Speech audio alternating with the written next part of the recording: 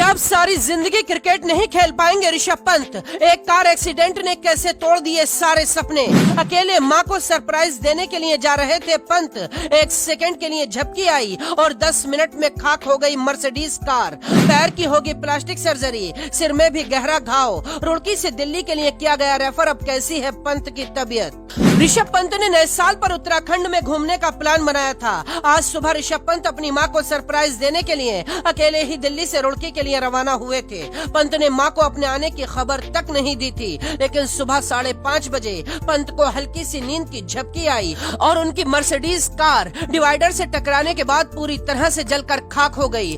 पंत को गाड़ी के शीशे तोड़कर तुरंत बाहर निकाला गया और रुड़की के सक्षम अस्पताल में भर्ती कराया गया, लेकिन पंत की हालत बेहद नाजुक है। इसीलिए पंत को पहले देहरादून रेफर किया जाना था, लेकिन अब दिल्ली रेफर कर दिया गया है। पंत के सिर और पैर में सबसे ज्यादा गहरी चोट आई है। कहा जा रहा है कि ऋषभ पंत के पैर की प्लास्टिक सर्जरी होगी और सिर के घाव को भरने में लंबा वक्त लगेगा। एक तरफ फैंस ऋषभ पंत की सलामती की दुआएं कर रहे हैं, दूसरी तरफ डर ये है कि क्या पंत अब क्रिकेट नहीं खेल पाएंगे। डॉक्टरों ने क्या कहा है वो बताएं, उससे पहले पंत के वो रिकॉर्ड देखिए जिन्हें देखने के बाद आप कहेंगे 2022 का अंत भले ही पंत के लिए खराब रहा, लेकिन ये खिलाड़ी एक अनमोल हीरा है जिसने भारत को हर बार अपने दम पर जिताया।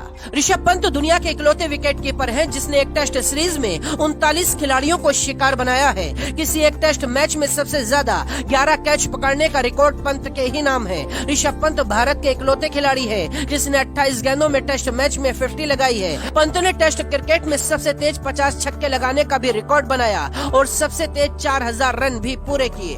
वनडे और टी20 में भी ऋषभ पंत ने भारत के लिए शानदार प्रदर्शन किया, लेकिन बीते कई दिनों से पंत पर सवाल उठ रहे थे। श्रीलंका के खिलाफ टी20 और वनडे सीरीज से पंत को बाहर कर दिया गया। इसके बाद से ही पंत निराश बताए जा रहे थे, इसीलिए नए साल पर उन्होंने दोस्तों के साथ उत्तराखंड में घूमने का प्लान बनाया था, लेकिन बीच में ऐसा हादसा हुआ जिसने पंत की जिंदगी को पूरी तरह से बदल दिया। कहा जा रहा है कि दिल्ली में पंत के पैर की सर्जरी होगी, इसके बाद ही बताया जा सकता है कि पंत मैदान पर खेलने के लिए कब तक तैयार होंगे।